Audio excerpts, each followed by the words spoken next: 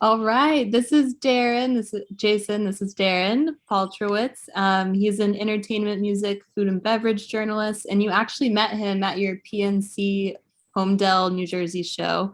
And he asked you who your favorite lead singer of Van Halen was, if that rings. I remember that Yeah. conversation very well.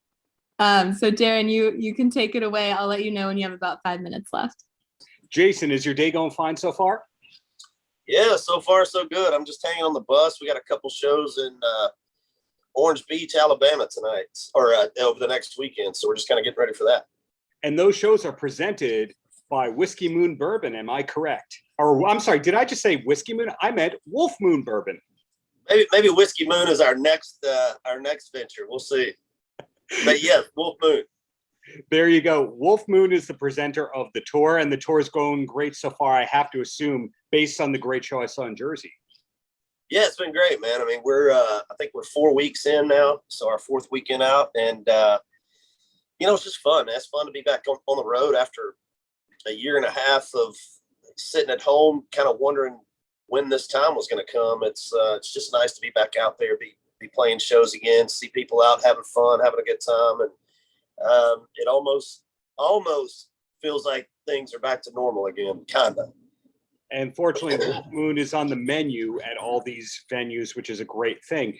Now, speaking of this drink right here, what came first, the idea of you having a whiskey or the name Wolf Moon?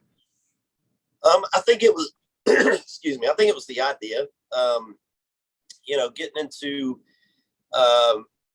the beverage part of things was something that I kind of always wanted to do. I just was kind of looking for the right thing. And we got presented the opportunity to do Wolf Moon. And at the time, I don't think we really knew what the name of it was. It was just sort of, we were talking about this and BK and Tyler from FGO were already involved in the old camp family.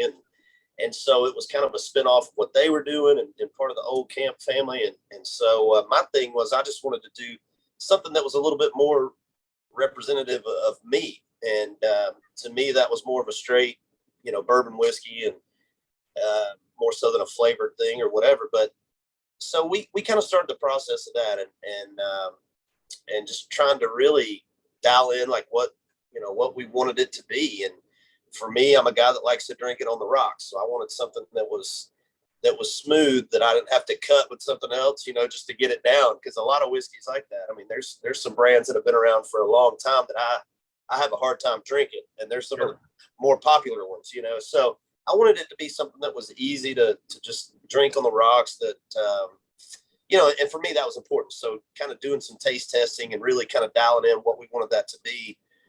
Was really important to me. So it was something that I kind of got in on the ground floor of and started to help, kind of let it take its shape as far as that went. And just kind of went from there. And then I think, between me, Tyler, and BK, and just kind of talking about everything, the name Wolf Moon kind of started circling around. And so we all kind of latched onto that. Like, yeah, that's cool. You are so good at what you do. You just answered about 3 of my questions, which were, did you have to go through endless taste testing? Who else was involved? What kind of drink is it that you prefer to have Wolf Moon in, and so forth? But going back to one of the things I was going to ask, was it the kind of thing where they said, hey, Jason, come down, try these. What do you like? I think, no, not really. It was a thing of like, hey, we've got this whiskey that's been, aged for all these years. And so we have this thing, we just don't really know what it is or what to call it or what we want to do with it. And so, for me, it was just kind of like, all right, well, send me some stuff to try, And so there was a lot of different, there's different ways to kind of, to mix it up and like make it taste a little stronger, a little lighter, a little whatever. And so, we kind of just started that process, and so for me, it was coming in trying to take what I felt like was already a good product and just sort of put my stamp on it, and something that I felt like, if I was going to send my friends or if I was going to send my friends a bottle or tell people to go buy a bottle, it was something that I felt like, was something that I was proud to have my name on. And so for me, I actually had my dad come over.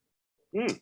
And so I had all this, all these tester bottles out. And so me and the old man got in there and started taste testing, the initial, what would become Wolf Moon. And by the end of it, I'm like, man, I don't know.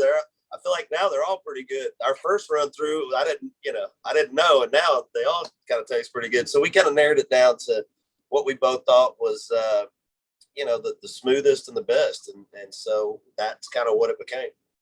What was the timeline on all this? For example, do you remember when that tasting with the old man was?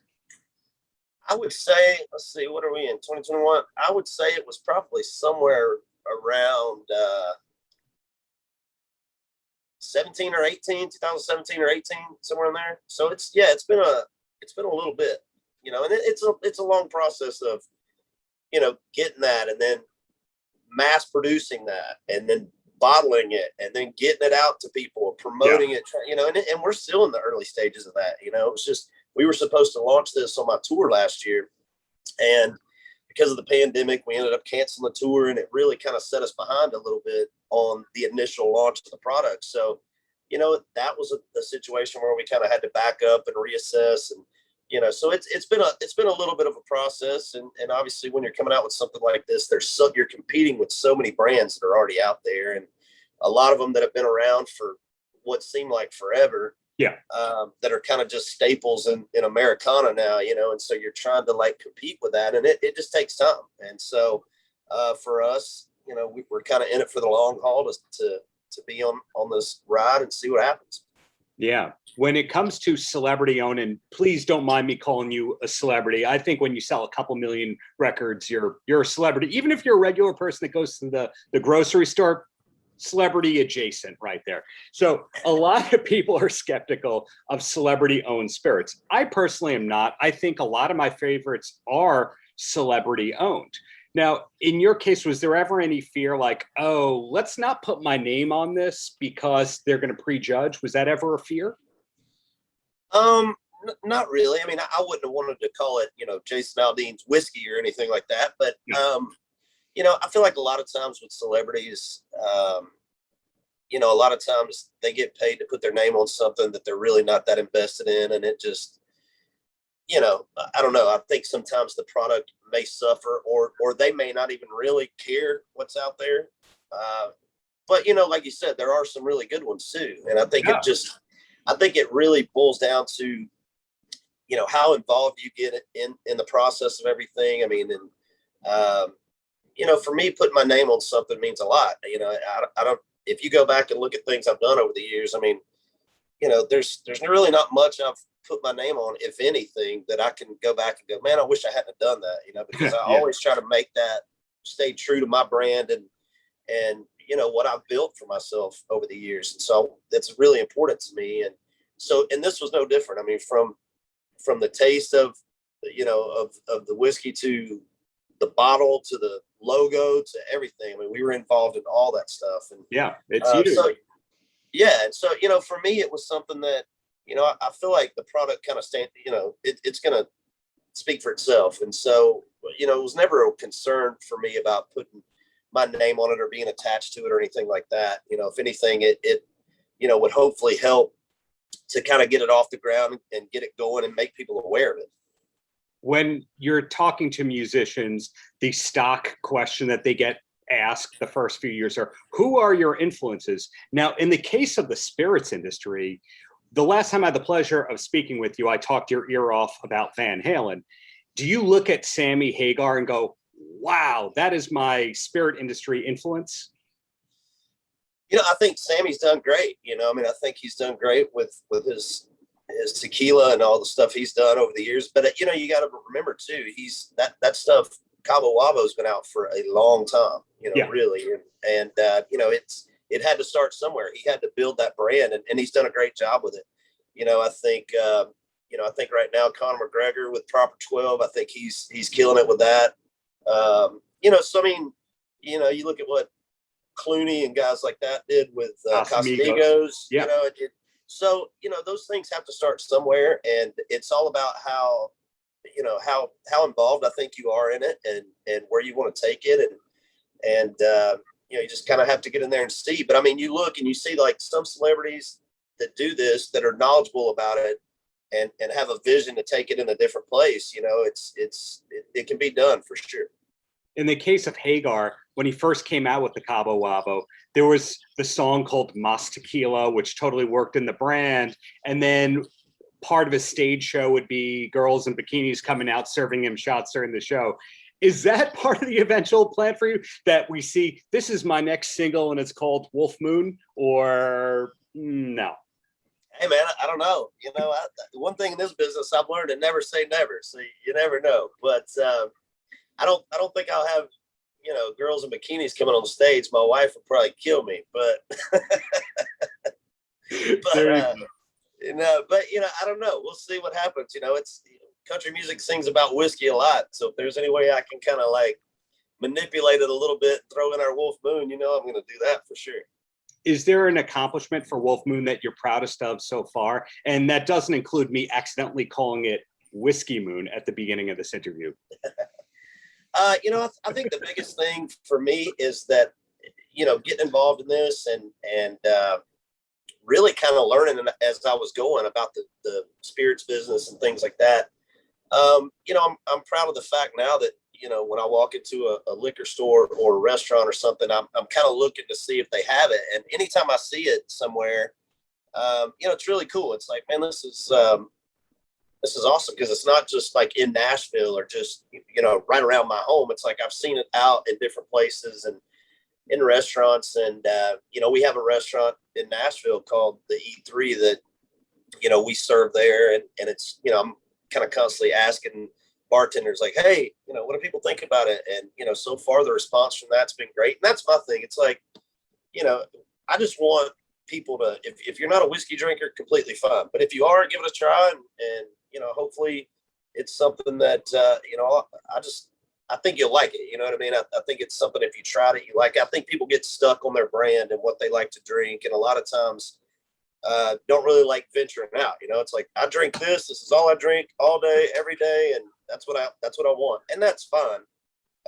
But I feel like this is something, if we can ever get people to just venture out and try it a little bit, I think we'll kind of reel them in. So that's what I'm looking forward to, and kind of what I see happening a little bit, which is cool.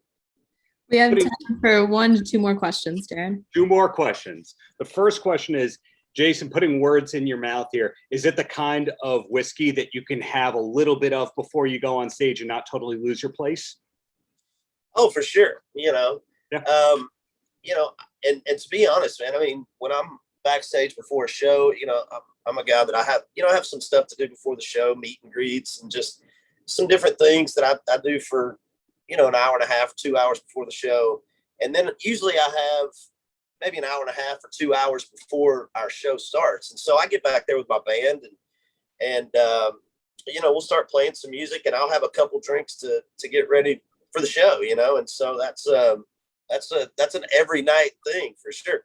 But, again, I think it's something that, I always think stuff like that is great in moderation. And for me, like, I can honestly say I've never been on stage in my life hammered by any means. I do good to remember my words when I'm sober. I can't do that. So I definitely get back there, with my band and just, kind of have a little drink and get ready for the show and kind of take the edge off. And it's a nightly thing. Cool. And my last question here comes from me and a huge fan of yours named Sharon Porcella. Looking at your stage show, I see the pyro of Kiss, the 3 microphone setup that maybe Paul Stanley may have done on some Kiss tours there. I hear some production influences from Mutt Lange. I see your pedal steel guitarist, Jay, wears an LA Gun shirt from time to time. Was hair metal a big part of your musical DNA? Yeah, I mean, it was, that 80s rock scene for me, I mean, was, I was born in 77, man. So, by the time the 80s came around, all those 80s rock bands were a huge influence for me. It was, for me, it was more, Def Leppard, Bon Jovi, Guns N' Roses. Those bands were iconic for us. My lead guitar player, his favorite band was Van Halen. The other one was Aerosmith. And so my bass player, he was the Police. That was his band. So, I think there's a lot of mixture of that. And then obviously country music for me was a huge background. My dad, I grew up listening to stuff my dad had, which was Haggard and George Jones and Waylon and Alabama, George Strait, and those guys. And so that was also a huge part of it for me too. So I would, in our band, I've always been the one that's like, I want the music to sound rock and roll, but I want the lyrics to be country. And I'm kind of the one that's always sort of tied it all together between my rock band and us playing country music. And so, but yeah, that 80s rock and even stuff like Seeger and Mellencamp and things like that. I mean, that's been a huge part of our sound and influence and things like that over the years. Thank you so much for your time. Continued success is wished. Looking forward to seeing you live at Jones Beach next year. Hey, I appreciate it, man. Good to see you again. Paltrocast.